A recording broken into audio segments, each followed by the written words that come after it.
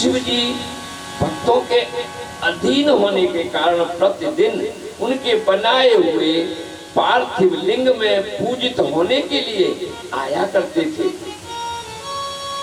जब उन दोनों के पार्थिव पूजन करते और बहुत दिन बीत गए, तब एक समय परमेश्वर शिव ने प्रसन्न होकर कहा कि मैं तुम्हारी आराधना से प्रसन्न हूं, संतुष्ट हूं, तुम दोनों मुझसे वर मांगो।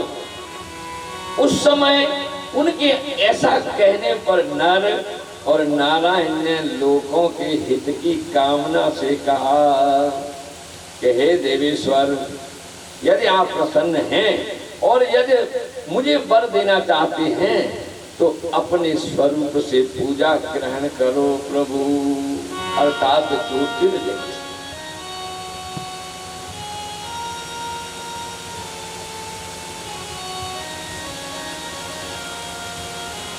और करने के लिए यहीं पर स्थित हो जाओ कि पूजा जहाँ दिन प्रतिदिन और आपके स्वरूप में ही यहाँ पूजा हो। और उन दोनों बंधुओं के, नर और नारायण रूपी शिव के कहने पर, आराधना करने पर, अनुरोध करने पर कल्याणकारी महेश्वर हिमालय के उस केदार तीर्थ में स्वयं ज्योतिर्लिंग के रूप में स्थित हो गए और उन दोनों से पूजित होकर संपूर्ण दुख का भय नाश करने वाले, शंभु लोगों का उपकार करने और भक्तों को दर्शन देने के लिए स्वयं केदारेश्वर के नाम से प्रसिद्ध हुए और वहीं रहते हैं। दिन प्रतिदिन वहीं रहते हैं। वे दर्शन और पूजन करने वाले भक्तों को सदा अभीष्ट वस्तु प्रदान करते हैं। उसी दिन से लेकर और जिसने भी भक्ति भाव से केदारेश्वर भगवान का पूजन किया, अरे उसके लिए तो सपने में भी दुख दुर्लभ हो गया। अर्थात दुख से रहित कभी सपने में भी दुख ने भी उन्हें सपना नहीं दिया। तमाम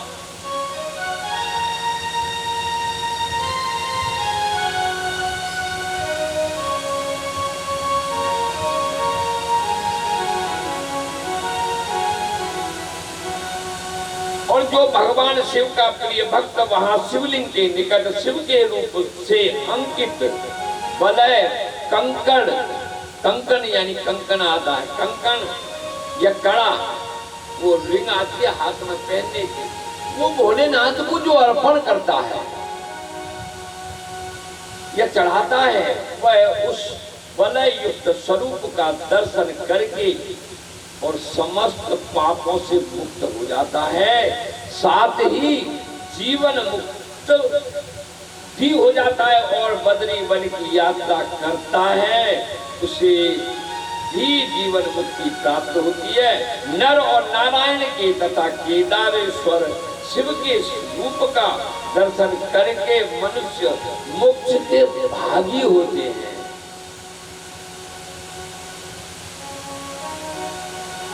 इसमें संशय नहीं है। केदारेश्वर में भक्ति रखने वाले जो पुरुष वहां की यात्रा आरंभ करके और उनके पास तक पहुंचने के मार्ग में भी मर जाते हैं, वे भी मोक्ष पा जाते हैं। इसमें विचार करने की आवश्यकता नहीं है। केदार तीर्थ में पहुंचकर वहां प्रेम पूर्वक केदारेश्वर की पूजा करके और वहां का जल पी लेने के पश्चात मनुष्य का फिर जन्म नहीं होता। ये केदारेश्वर की महिमा है। और ब्राह्मणों, इस भारत वर्ष में संपूर्ण जीवों को भक्ति भाव से भगवान नर और नारायण की तथा केदारेश्वर शंभु की पूजा करनी चाहिए। अब आगे ऋषि कहने लगे,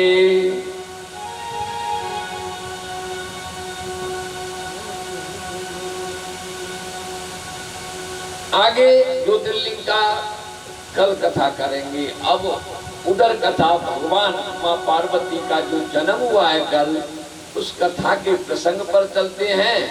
और ये भगवान भोलेनाथ शंभू के ज्योतिर्लिंग का केदारनाथ का जो प्रादुर्भाव हुआ, ये कथा हमने कही। इस कथा को जो सुनते हैं, समझते हैं, भगवान केदारेश्वर उनके ऊपर हमेशा रक्षा करते हैं, उनका कल्याण करते हैं, मोक्ष प्रदान करते हैं और जीते जी भुक्ति यानी भोगों का, संपूर्ण भोगों का भागीदार बनाते हैं, उसे सुख समृद्धि से भंडार भरते हैं।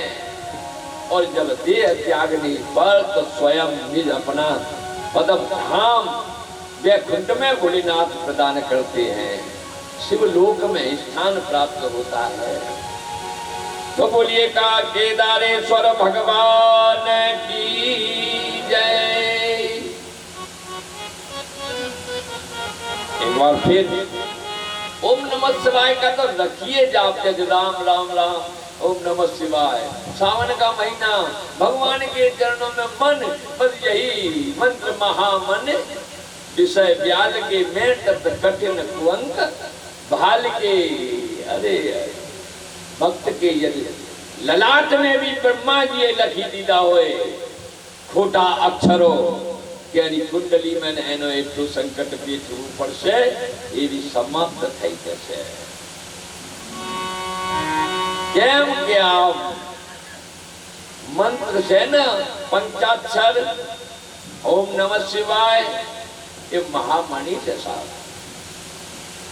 चलिए, लेकिन अब कभी श्रोता बाद में आ रहे हैं तो इस महामणि का ध्यान रखते हुए हृदय में ओम नमः शिवाय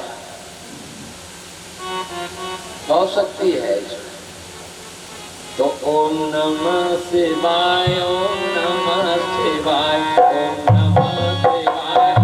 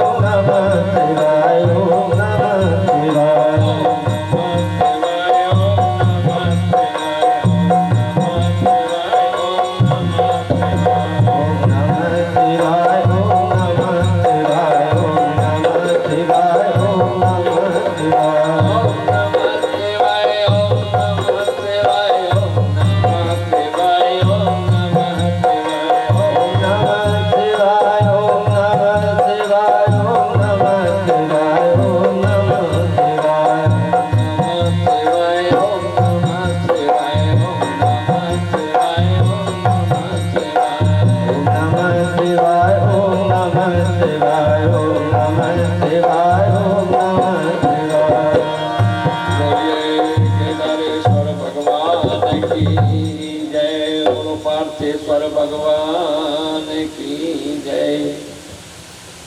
આ બારે 9 દિવસનો દિવસ શિવ કથાની મહિમા 12 જ્યોતિર્લિંગોનું દર્શન કરવા માટે આ ગાડીમાં બેઠેલા અને પગપાળા જો ગાડી જાય તો સુધી ગાડીમાં અને ગાડી ના જાય તો પગપાળા જવું પડે કે નહીં તો બધા સંગ ચાલી રહ્યો છે શ્રોતાઓ સાથે ભક્તા સાથે અને આ બી નાના પ્રકારની કથાઓ જેમ ભોળાનાથ કથા કાલે સાંભળીને આવ્યા ને અને માતા સતી ગભરાઈ ગયા હતા ને તે પછી એક કથા નાના પ્રકારની કથા ભોળાનાથ સંભળાવી નતા ને અને પછી પાર્વતી જન્મમાં તો કહી દીધું પાર્વતીએ ભોળાનાથને કહ્યું कि नाथ आ कथा आगर संभळावाना भोलानाथ पार्वती ने आजूबाजू कि नाथ तवान नत्रवती अरे कथा सुधा रघुवीर नहीं कोई ने पर करे एना समझावीश के શું કહી अरे श्रवण पुटिन मन पान करी तो नहीं अघाति मत दी